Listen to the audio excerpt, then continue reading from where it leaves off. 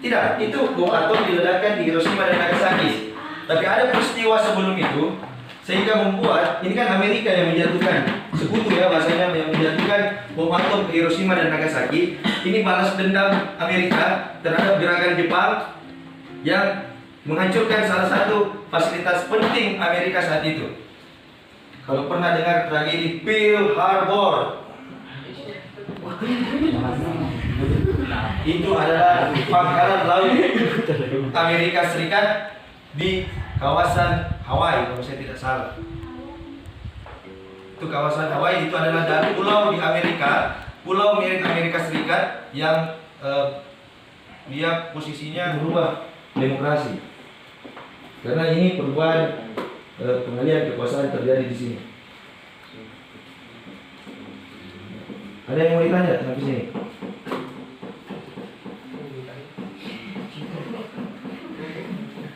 Ya ini memang harusnya butuh waktu yang ini, karena ini sejarah tidak bisa dipotong-potong. Memang ada hal yang karena kalau dipotong efeknya.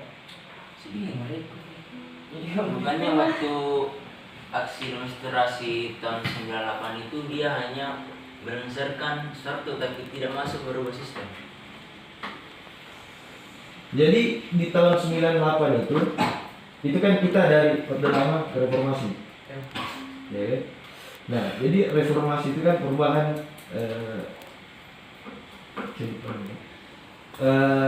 itu kan sebenarnya yang dirubah di situ itu kan apa ya? Ya, saya clear bukan perubahan sistem negara, tapi sistem pemilu kalau saya tidak salah di situ yang dirubah. Karena nanti kita fokus di 98 ya, ini dulu. Sampai 66 paham? Sampai tragedi 66. Jadi pengalihan kekuasaan dari Soekarno ke Soeharto. Dan ini saya ngeri senang soalnya bahas juga ini karena versinya macam-macam di sini. Kalau Bung Akar tadi kan orang Soekarnois. Sepengetahuan saya, dia Soekarnois. Nah, jadi setelah gerakan 66 itu terjadi pemilu. Ada pemilu di situ. Tidak apa bisa campur-campur ini karena kalau mau bahas pergerakannya dulu, pemilunya mundur lagi. Ya. Jadi pemilu pertama di Indonesia itu sebenarnya terjadi di tahun 1955.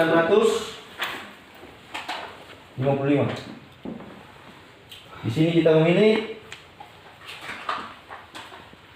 DPR dan Dewan apa itu? Bukan. MPR. Bukan. DPR itu, MPR itu tidak dipilih. MPR itu badan. Isinya MPR itu DPR dan DPD. Dewan Konstituante. Pernah dengar nggak ini? Oh, kalian sekolah online ya? Iya. Iya, susah ini yang lengkap. Nah, di sini di tahun 66 ini itu saya punya catatan, ini materi banyak soalnya, jadi harus ini tahun 55 itu kita punya 10 partai politik yang bertarung 10. Ada 39 partai politik di pemilu tahun 55. Paham? Di sini. Tahun 55 itu ada 39 partai politik. Terus di tahun 71 kita juga mengadakan pemilihan langsung, bukan langsung, pemilihan DPR. Karena kalian teman-teman harus ketahui bahwa dulu di tahun 55 sampai di tahun 99 terakhir kita pemilihan dengan sistem parlementer. Karena saat itu Indonesia menggunakan sistem pemerintahan parlementer. Apa itu sistem pemerintahan parlementer? Ialah sistem pemerintahan di tahun mulai tahun 55 sampai tahun 98 itu yang dipilih partainya. Jadi gambar partainya saja. Nanti partainya yang tentukan siapa yang duduk di DPR. Beda kayak sekarang kan, ada gambar partainya, ada nomor 1, nomor 2, nomor 3, ada nama-namanya. Kalau dulu cuma gambar partai. Nah, terus dulu kita tidak mengenal pemilihan presiden secara langsung. Tapi kan terbukti terjadi lagi pendudukan waktu itu. Kalau teman-teman juga tahu tragedi agresi Belanda 1 dan Belanda 2, pasti kalian pelajari itu. Ya kan? Jadi banyak yang saya singkat saja ini. Nah, terus setelah itu terjadi gerakan. Saya tadi tertarik dengan siapa namanya? Egi yang bilang bahwa gerakan pemuda itu berawal dari 98.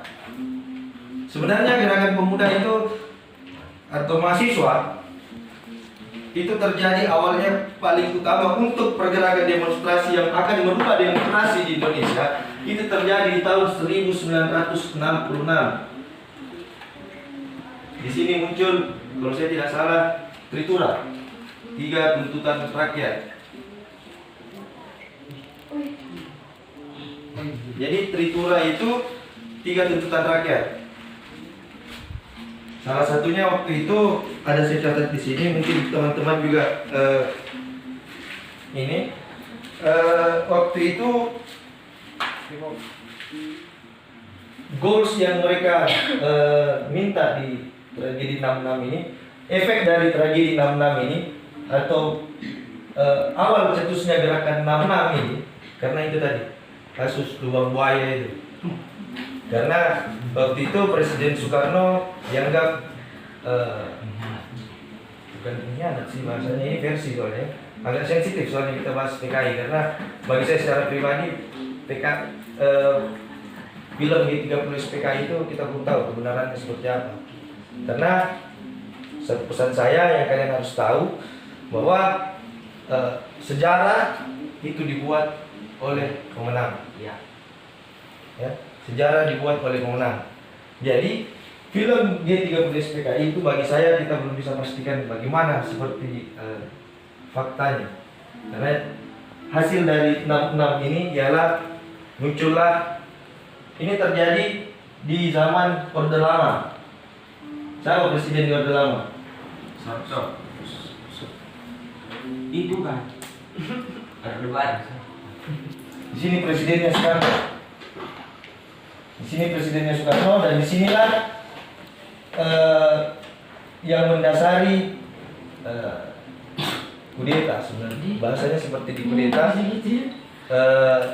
Ini versi saya, kudeta terhadap Soekarno oleh Soeharto. Atau yang biasa juga kita kenal, ada surat perintah. Pernah dengar? Yang biasa disebut dengan Super Semar. Ini perlu kalian catat ini. Ini sejarah di sini. Super Semar, ada yang tahu kepanjangannya Super Semar? Ada yang tahu di sini kepanjangan dari Super Semar? Super Semar itu kepanjangannya Surat Perintah 11 Maret. Yang isinya sampai hari ini wallah bisawab tidak ada yang tahu isi aslinya itu seperti apa. Dan kita sebagai orang Sulawesi Selatan patut bangga karena yang tahu isinya itu ada salah satunya orang Sulawesi Selatan atau yang biasa kita sebut dengan Jenderal M. Yusuf. Kalau pernah ke Makassar, tahu Rumah Sakit Pelamonia, di depannya ada Monumen Mandala, di sampingnya itu ada gedung Jenderal M. Yusuf. Nah, beliaulah yang tahu isi Super Smart. Kalau saya tidak salah ada 5 orang yang tahu isinya ini. Salah satunya Soeharto. Jadi surat perintah 11 Maret ini dikeluarkan oleh Presiden Orde Lama saat itu ialah Soekarno. Karena waktu itu Soeharto itu ialah Panglima Angkatan Darat kalau saya tidak salah. Atau dia pengawal pribadi, saya lupa posisi politiknya. Tapi dia orang terdekat dari Soekarno. Jadi ada versi-versi yang mengatakan ini dibelokkan lah, karena ada bahasa di sini menurut versi yang beredar itu ialah bukan mengambil alih kekuasaan, tapi mengamankan situasi kondisi saat terjadinya ini.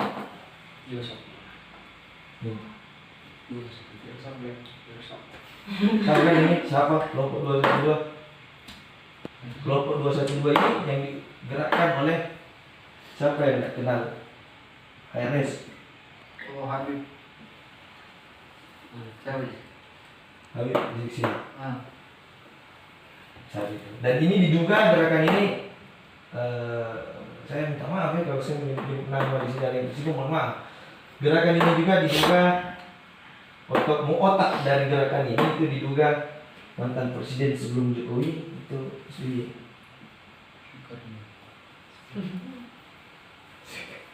Jadi dianggap ada dendam-dendam tersendiri. Siapa ya? Ya. Paham. Coba paham nih. Saya tidak mau terus selesai. Jadi saat itu memang ada gerakan yang masif dari teman-teman. Tapi memang diduga menurut beberapa pihak gerakan itu ditumpangi. Karena waktu RUU KUHP di 2019 itu kan tidak lama setelah pemilihan presiden. Itu kan dendam-dendam 2019 itu kan masih dianggap sebelum terjadinya pertemuan nasi goreng. Tahu pertemuan nasi goreng?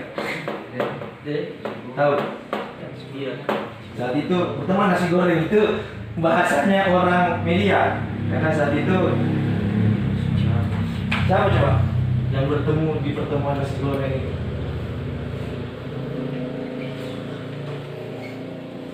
Megawati.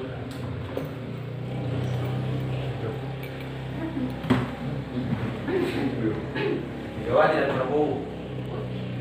Sebelum terjadinya pertemuan Prabowo dengan Jokowi di stasiun MRT. Mungkin kalian kurangin ya belum mengikuti di situ. Tapi itu penting karena kalau bahasanya kita orang media atau bahasanya teman-teman, ini kan nasi goreng ya. Kalau bahasanya orang politik itu tidak ada makan siang yang gratis. Tidak ada makan siang yang gratis. Terangnya cewek-cewek yang mau percaya kau jadi sama laki-laki pergi makan siang, karena tidak ada makan siang yang gratis. Bahasa anunya ya, maksudnya bukan disuruh bayar gitu. Tetap disuruh bayar sama yang laki-laki. Tapi maksud dari makan siang itu maksudnya itu ada maksudnya. Ada udah di balik-balik. Nah, Ada udah di balik itu bukan doang. Nah,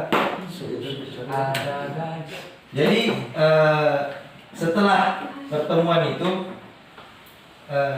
mungkin itulah yang sekarang kita tahu Prabowo kan jadi Menteri Pertahanan. Nah, habis itu muncul gerakan di tahun 2020 itu Omnibus Law. Itulah yang dimaksud tadi oleh Bung Akar bahwa dia bersama buruh, karena memang Bung Akar pengetahuan saya memang dia aktif dengan kaum-kaum, maaf ngomong, kalau bahasanya ini bahasa-bahasa yang perlu kalian tahu sebenarnya. Kalau kaum buruh itu dari Bung Akar bilang kaum buruh, kaum tertindas itu biasa dipersingkat atau agak eksklusif lah ya, bahasanya itu kaum proletar. Jadi kalau kalian akan membaca proletar itu adalah kaum-kaum kelas menengah ke bawah. Nah, untuk kaum-kaum menengah ke atas itu disebut dengan kaum bourgeois. Elit itu bahasa ini. Jadi nanti kalau kalian senang dengan gerakan-gerakan akan muncul ketemu bahasa-bahasa seperti ini. Ini bukan berarti saya memaksa kalian untuk karena inilah kapan lagi kalian jangan sampai nanti kalian baca apa itu Borjuis, apa itu proletar. Jadi ini penting ini sebenarnya kalau kalian yang apalagi ada beberapa tadi yang senang dengan pergerakan seperti ini. Oke. Terus di dalam pemerintahan sistem parlementer itu sudah tadi saya jelaskan bicara tentang partai Golkar, kan partai Golkar ini diidentik dengan warna kuning. Ya. Apakah ada salah satu makna tertentu di balik warna kuning ini? Karena ini sangat penting lah yang harus kita pahami maknanya begitu kan? Karena tidak gampang itu kita buat logo sama warna itu ketika kita membuat partai atau organisasi, misalkan pecinta alam. Begitu. Contohnya Indonesia kenapa harus merah putih? Nah, karena merah putih itu ada maknanya. Merah berarti berani, putih berarti suci, merdeka. Iya, karena itu kan ada maknanya sendiri. Sekian, terima kasih. Bisa pertanyakan. Saya lagi sedikit. oh ya Ini lagunya Iwan Fals. Bukan? Judulnya itu. Lagunya apakah selamanya politik itu kejam? Aduh, ada tambahan. Tambahan sih, men. Iya, saya tahu. Itu empat. Sih kurang ini. ya mau bertanya Ini masih pagi. Kenapa ini Apa yang dilakukan oleh Golkar? Gerakan apa yang dilakukan oleh Golkar sehingga dia bisa diidentik sebagai partai pemenang? oh gerakan apa yang dilakukan oleh Golkar Ya. dia pemenang di mana yang mana ini Di ketujuh apa? oh yang ini Oh iya. Ya, itu satu ditunjuk jadi Iya. Dan apabila ada kata-kata yang salah jangan simpan dalam hati. Saya akhiri dengan ucapan walau muwaffiqillah wa muttarik. Assalamualaikum warahmatullahi wabarakatuh. Waalaikumsalam warahmatullahi wabarakatuh. Sama di dia nanti makan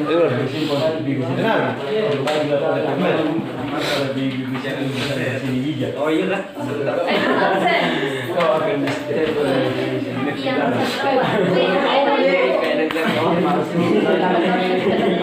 ini simpan catatan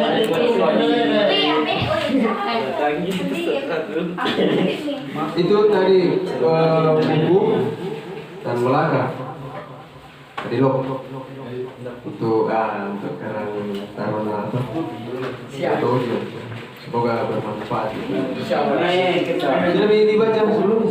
Belum ada yang pernah baca. Oh. Mudah-mudahan bermanfaat.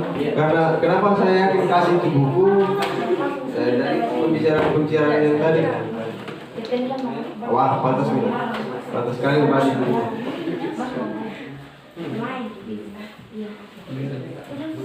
Foto bersama dulu deh.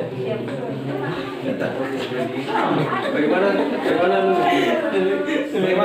langsung ini langsung itu berdua biar berdua harusnya sama mereka saya sama di bawah itu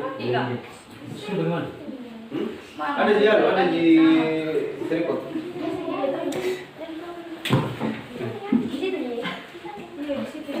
Semangat kakak.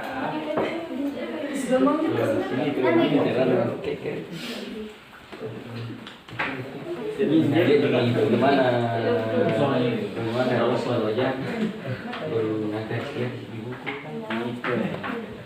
Rasanya melayang-layang. Bos jawab Sudah baik pun mah. Kawan teman-teman baik pun mah.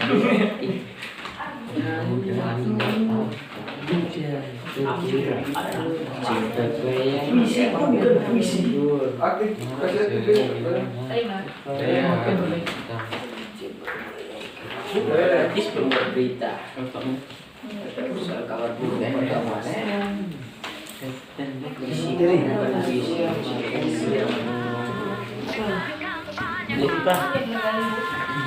Kita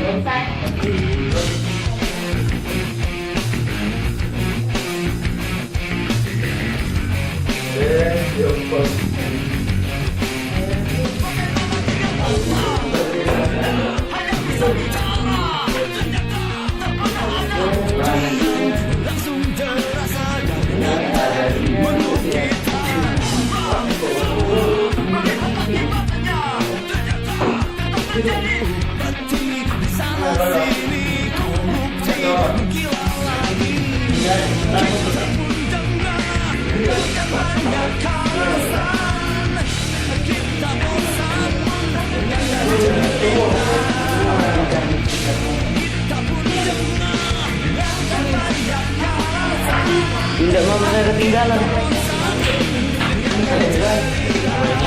Ayo cek